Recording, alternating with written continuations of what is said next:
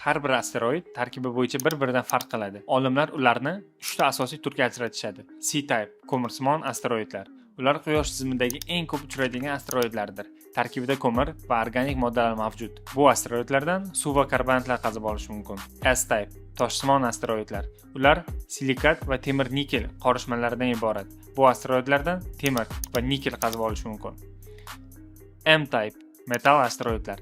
Eng noyob va qimmatbaho metallar bilan to'lgan asteroidlar. Platina, nikel, oltin va palladiy kabi yuqori qiymatli elementlar aynan shu turdagi asteroidlarda mavjud. Hozirgi texnologiyalar bilan Yerga yaqin asteroidlar eng yaxshi variant hisoblanadi. Ularning orbitasi Yerga nisbatan yaqin, bu esa ularga missiya yuborishni osonlashtiradi.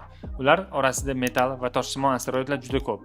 Ayrim olimlar hatto ushbu asteroidlarni orbitada turib qayta ishlash mumkinligi haqida bahs yuritishmoqda. Bu asteroidlar nafaqat fazoviy tadqiqotlar uchun, balki yer iqtisodiyoti uchun ham katta ahamiyatga ega bo'lishi mumkin.